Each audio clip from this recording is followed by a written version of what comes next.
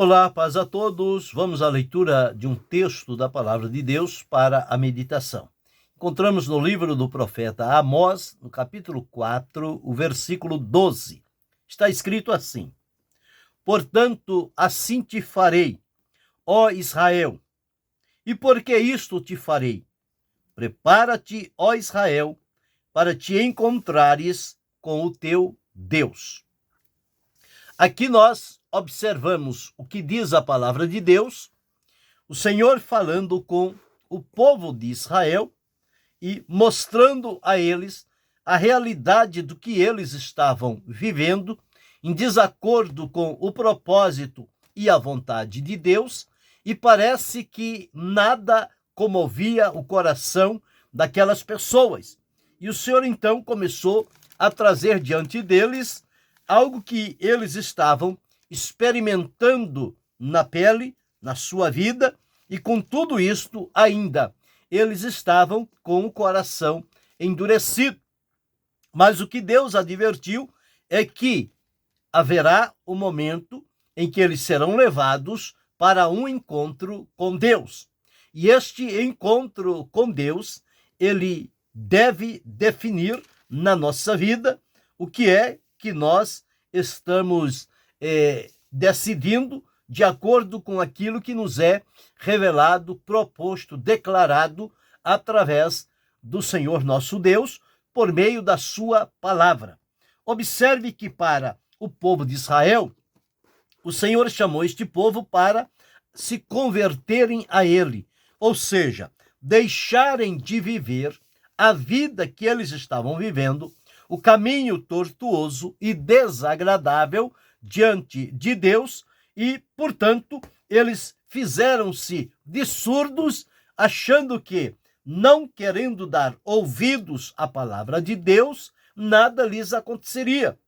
Mas o Senhor mostra-nos, e o profeta, ele pontuou em cada situação as coisas que estavam acontecendo. O cerco estava se fechando diante daquele povo e estava se aproximando o momento para o encontro com Deus. O encontro com Deus é algo que deve despertar o nosso coração para nos achegarmos a Deus, e que este encontro com Deus seja algo resultante em transformação, libertação e regozijo para o nosso coração. Mas veja o que aconteceu para o povo de Israel. Veja as pontuações que Amós fez. No capítulo 4, no versículo 6, está escrito assim: Por isso também vos dei limpeza de dentes em todas as vossas cidades, e falta de pão em todos os vossos lugares. Por que os dentes ficaram limpos? Porque não tinham o que comer. Contudo, não vos convertestes a mim, diz o Senhor. Mesmo quando faltou o mantimento, o pão, eles nem assim abriram o coração para se converter a Deus. Versículo 8 diz assim: E andaram vagabundos 2 ou 3 cidades, indo a outra cidade para beberem água, mas não se saciaram. Contudo, não vos convertestes a mim, diz o Senhor. Saíram à procura de água, mas não foi suficiente. 9. Feri-vos com queimadura e com ferrugem a multidão das vossas hortas e das vossas vinhas, e das vossas figueiras e das vossas oliveiras foi comida pela locusta. Contudo, não vos convertestes a mim, disse o Senhor. Versículo 10. Enviei a peste contra vós, a maneira do Egito. Os vossos mancebos matei a espada. Os vossos cavalos deixei levar presos. E o fedor dos vossos exércitos fiz subir aos vossos narizes. Contudo, não vos convertestes a mim, disse o Senhor. Versículo 11. Subverti alguns dentre vós, como Deus subverteu a Sodoma e Gomorra. E vós fostes como um tição arrebatado do incêndio. Contudo, não vos convertestes a mim, disse o Senhor. Quantas oportunidades Deus ofereceu a este povo para que houvesse da parte deles o arrependimento. No entanto, eles decidiram não se converter ao Senhor, não se voltar para Deus. Deram as costas para o Senhor. E o que é que Deus disse aqui? Disse: portanto, assim te farei, ó Israel, e porque isto te farei, prepara-te para te encontrares com o teu Deus. O encontro em que eles seriam chamados por Deus para a responsabilidade. Este encontro prometido de Deus para com Israel era realmente o encontro que ia colocar diante deles todas as suas atrocidades e incredulidade e falta de entendimento em dar as costas para o Senhor, quando Deus é a fonte da vida e o supridor de todas as coisas, e mesmo assim eles se endureceram e não quiseram voltar-se para Deus. Estavam desviados do caminho do Senhor. Então Deus disse: prepara-te para te encontrares com o teu Deus. Que tipo de encontro seria este que Deus chamou Israel? Será que seria um encontro de bênçãos, um encontro para livramento, um encontro para confirmação de livramento? Não. Por que não? Porque o profeta advertiu nos versículos anteriores que por várias vezes Deus procurou despertar e reconduzir este povo à conversão, e mesmo assim eles resistiram e não se deram por avisados, e, portanto, a ruína deles estava se aproximando. A Bíblia diz que o justo ou sábio, ele vê o mal e passa de largo, mas o tolo passa por ele. Eles aqui, com toda a bênção de Deus, com todas as promessas que Deus lhe havia feito, eles então, o que fizeram nesta condição? Eles se deram as costas para Deus. Isso já tinha acontecido no tempo de Jeremias. O tempo de Jeremias foi um tempo difícil para aquele povo também. Por quê? Porque eles deram as costas para Deus. E agora aqui com Amós acontece a mesma coisa. Mas a palavra de Deus é uma só. É chamar o povo ao arrependimento e à conversão. É a única solução viável para que o povo não seja destruído e vencido pelos inimigos, mas que eles tenham em Deus o livramento, a proteção e a provisão de que tem necessidade. Mas observe aqui, por várias vezes, nós encontramos aqui, por 5 vezes, só neste capítulo, o Senhor falando e chamando com eles através das suas ações, mas a conclusão é: contudo, não vos convertestes a mim, diz o Senhor. Esta expressão, por 5 vezes, no versículo 6, 8, 9, 10 e 11, ela se repete. Quanto mais apertado eles estavam sendo, mais rebelados eles se mostraram. Então, não tive outra alternativa. Deus disse: prepara-te, ó Israel, para te encontrares com o teu Deus. Marcou com eles, então, um encontro. E este encontro certamente iria colocar-se diante deles as ações que eles tinham praticado em desobedecer a orientação do Senhor Deus para a sua vida. Então, eles se desviaram totalmente do caminho do Senhor. Hoje, no tempo em que nós estamos vivendo, há muitos que experimentaram o favor e a misericórdia de Deus, mas nem assim se deram por vencidos, se colocaram à disposição do Senhor para servi-lo com alegria, gratidão e amor, mas pelo contrário, deram as costas para o Senhor, rebelaram-se contra Deus e acham que estão fazendo a melhor decisão da sua vida. No entanto, quando nós olhamos para a palavra de Deus, este tipo de ação do povo só desperta uma coisa: desperta contra eles a ira de Deus. É a maneira em que Deus se apresenta para fazer o julgamento de cada uma destas pessoas. Então, quando vemos este ponto, nós precisamos olhar para nós e observar como é que está a nossa vida, a nossa conduta diante do Senhor. Será que nós temos recebido advertências de Deus no nosso coração para nos convertermos ao Senhor e nós estamos nos fazendo de surdo, deixando passar as oportunidades? Porque a própria Escritura nos afirma: se não nos convertermos, todos igualmente pereceremos. É o que está escrito lá em Lucas, no capítulo 13. Lucas, no capítulo 13, o versículo 3. Vos digo antes, se vos não arrependerdes, todos de igual modo perecereis. Quando Pedro pregou o evangelho, ele disse àquele povo para se converter ao Senhor. Converter-se é deixar o caminho que está seguindo, é olhar o caminho do Senhor e passar a seguir por ele.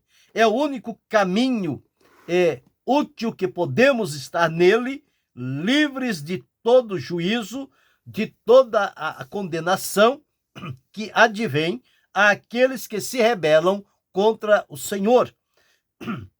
Então aqui o povo de Israel, com tudo o que tinha de Deus na sua nação, a revelação, a direção, a escolha que Deus fez deste povo para ser o seu povo, as promessas que lhe foram feitas, nada disso movia o coração deles. Eles estavam decididos a viver uma vida desregrada, a viver uma vida corrompida, a viver uma vida em desobediência à orientação de Deus, a viver uma vida assemelhada à vida daqueles que não serviam e não conheciam a Deus. Mas o peso sobre eles é porque eles conheceram a Deus. No entanto, decididamente e de maneira voluntária, eles deram as costas ao Senhor. E o Senhor então prometeu que vai chamá-los a um encontro. E este encontro não será para bem. Este encontro será um chamado a uma responsabilidade, porque a própria palavra de Deus diz que o Senhor Jeová não fará coisa alguma sem antes ter avisado ou ter revelado os seus segredos aos seus servos, os profetas. Então aqui está o profeta Amós. Como pode andar dois juntos se não estiverem de acordo? Como Deus pode andar com um povo que não se converte? Como um povo rebelado pode andar com Deus? Não acontece isto. É impossível. Para que ande junto, é preciso que passe pelo caminho do arrependimento, da conversão, da transformação, e aí pelo perdão e a misericórdia de Deus. Então ele os recebe e passam a caminhar juntos na direção e no favor do Senhor. Mas enquanto estiverem decididos a seguirem pelo seu caminho, indiferentes do propósito e da vontade de Deus, certamente eles estão alimentando um juízo no futuro bem próximo que vai trazer-lhes sofrimentos muito mais amargos do que esses que eles já estão enfrentando, faltando-lhes o alimento, faltando-lhes a água, faltando-lhes o crescimento das suas plantações. E tudo isto por quê? Porque simplesmente decidiram dar as costas para Deus. Quem sabe hoje pode ter alguém que está nesta mesma condição, recebeu todo o favor de Deus na sua vida, foi alcançado e liberto por ele, viveu por um tempo com alegria, com satisfação e com prazer, e por algum motivo tomou uma decisão diferente e deu as costas para o Senhor, e agora está seguindo o seu próprio caminho e já está colhendo consequências deste caminho fútil e escorregadio em que está caminhando, e nem por isso move o coração para se arrepender e se converter diante do Senhor.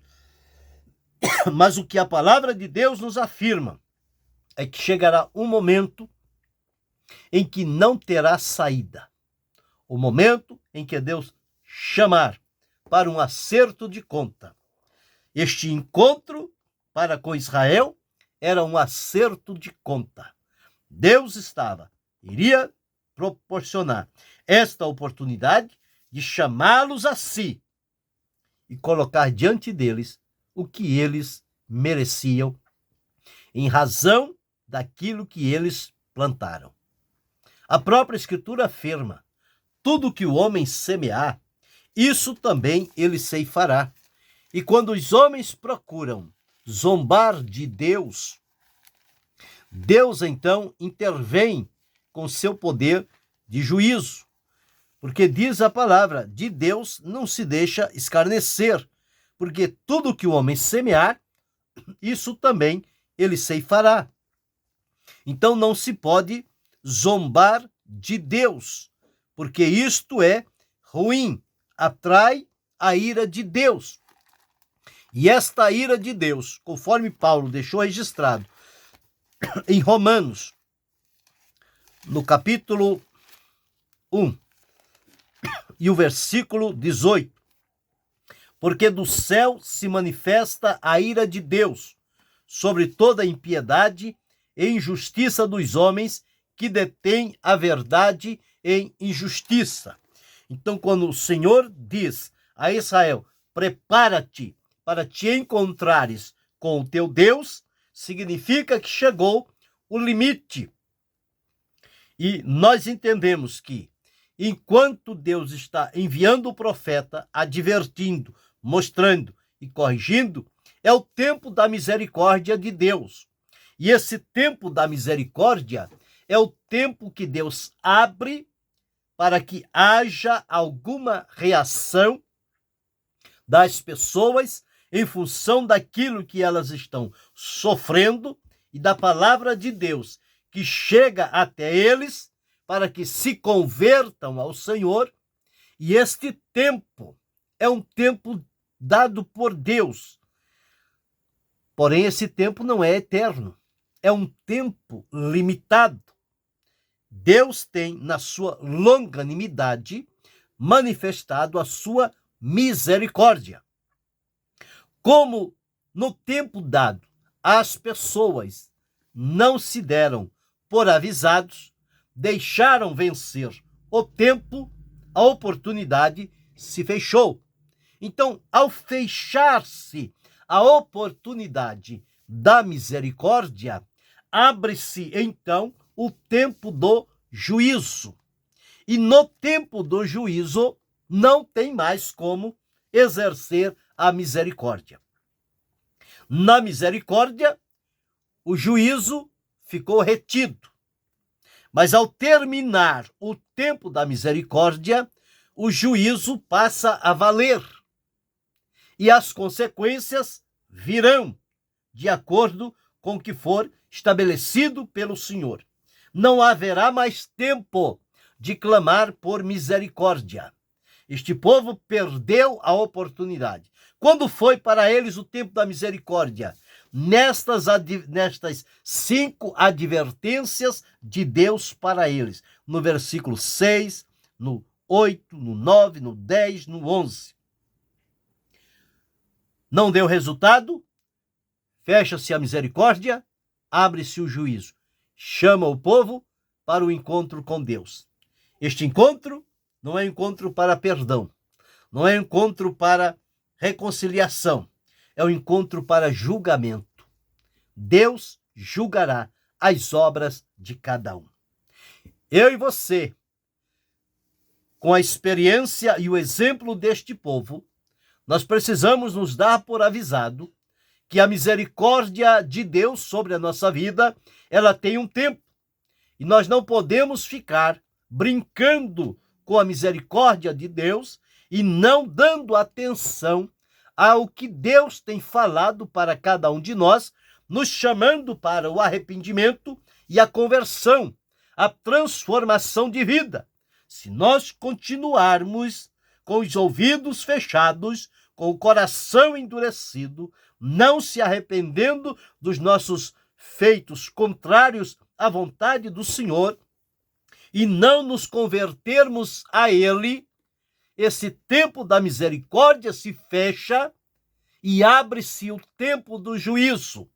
E quem pode parar diante da presença de Deus?